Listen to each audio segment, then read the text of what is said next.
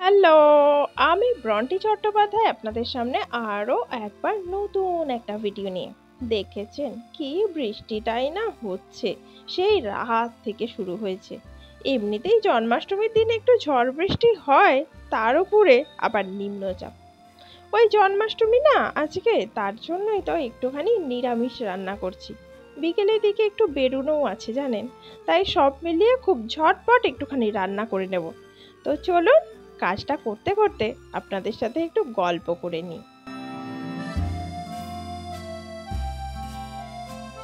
জন্মাষ্টমী কিন্তু কম বেশি সবার বাড়িতেই হয় বলুন, মানে পুজোটা হয় আর কি, গোপালের জন্মদিন না। তবে আজকে আমি ফার্স্ট টাইম দেখব গোপালের জন্মদিনে কেক কাটা হচ্ছে, তাও ভেজ কেক। জানেন তো আমাদের বাড়িতেও না আমার দাদুন জন্মাষ্টমীর পুজো অনেক ভক্তি ভরে করতেন।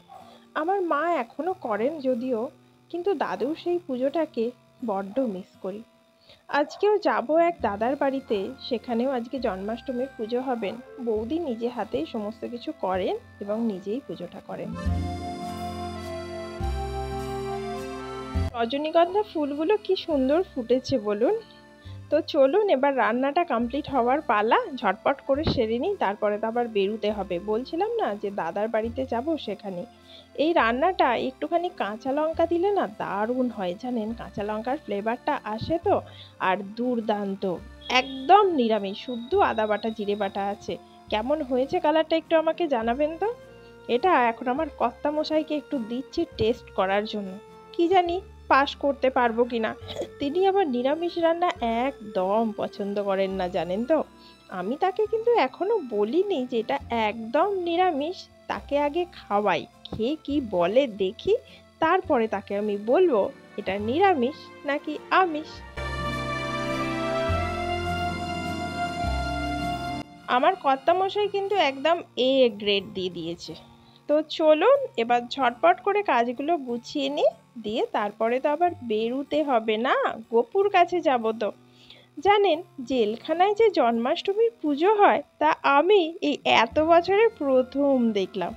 এটা হচ্ছে জেলখানা, পথ চলতে চলতে দেখলাম সবাই ঢুকছে, আমিও ঢুকে পড়লাম। জেলখানা বা থানাতে কালী পুজো হয় জানতাম, তবে জন্মাষ্টমীর পুজোও হয় তা আমি আমার এত বছরের জীবনে প্রথম দেখলাম। কি লজ্জার ব্যাপার বলুন তো। তো এবার চলে এসেছি সেই বৌদির বাড়িতে। নাম রাখে যতে গোপিনী কালো সোনা, নাম রাখে রাধা বিনোদিনী, কুব্জা রাখিল নান পতিত পার্বণ হরি চন্দ্রাবলী, নাম রাখে মোহন।